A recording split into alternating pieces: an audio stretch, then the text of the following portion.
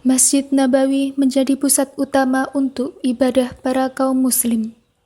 Para sahabat ibadah dan berdoa di belakang Nabi Muhammad SAW, dan mereka menerima pesan serta ilmu-ilmu agama lain dari Nabi Muhammad, termasuk agama Islam. Mereka berusaha untuk sholat di malam hari dan iktikaf di bulan Ramadan, dan di depan mereka seorang imam, yaitu Nabi Muhammad SAW. Nabi menghadiri masjid sebagian besar waktunya.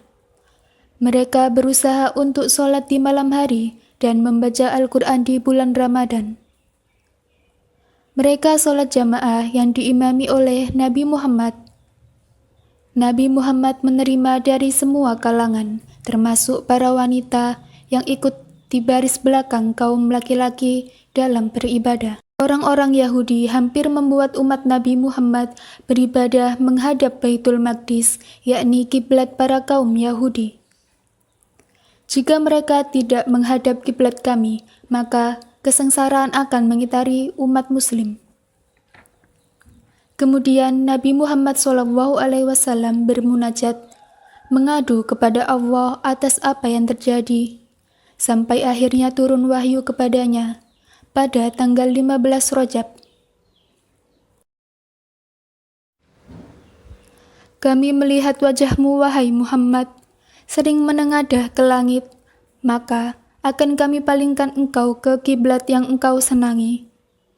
Maka hadapkanlah wajahmu ke arah Masjidil Haram, dan di mana saja engkau berada, hadapkanlah wajahmu ke arah kiblat.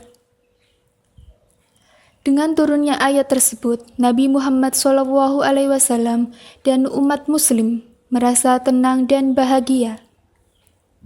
Sahabat memindahkan bagian atap Masjid Nabawi dari utara ke selatan dan menyelesaikannya dengan barisan ketiga, dan meninggalkan sisanya di sisi utara untuk menjadi tempat perlindungan bagi imigran miskin dan orang asing, dengan kapasitas yang sama, dan menutup pintu selatan serta membuka pintu di dinding utara. Nabi Muhammad SAW duduk dengan orang-orang Islam untuk menghibur mereka. Dan banyak dari mereka yang belajar agama Islam dengan Nabi Muhammad. Setelah 5 tahun jumlah muslim di kota tersebut meningkat, dan Masjid Nabawi menjadi sempit untuk mereka.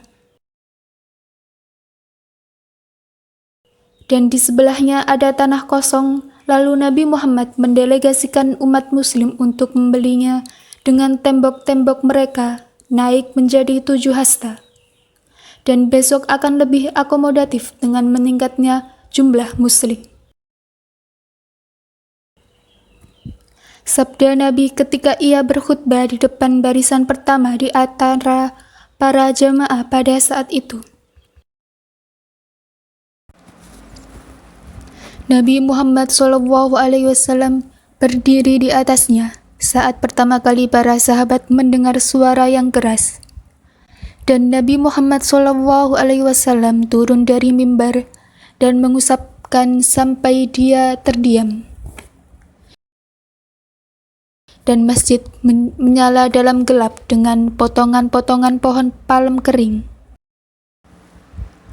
Lalu datang sahabat Tamim Ad-Dari mengulurkan untaian panjang tali antara dua bagian di dalamnya, dan digantungkannya pada lampu sehingga cahaya dari lampu masjid menyala terang. Khususnya pada malam Ramadan di mana masjid dipenuhi dengan iktikaf. Para muslim seperti yang dicontohkan Nabi, dan mereka menghabiskan malam dan siang hari mereka untuk mengingat Allah Subhanahu wa Ta'ala. Pembacaan Al-Quran, sholat wajib, sholat sunnah, bangun malam, dan mereka memenangkan berkah yang banyak yang telah diberikan Allah Subhanahu wa Ta'ala, dengan mengabarkan kepada Rasulullah dengan berfirman, "Sholatun fi masjidi khairun min alfin sholatin fi siwa ilal masjidil haram." Ini lebih baik daripada 1000 sholat dalam apapun selain Masjidil Haram. dan kini menjadi Masjid Nabawi sejak zaman Nabi.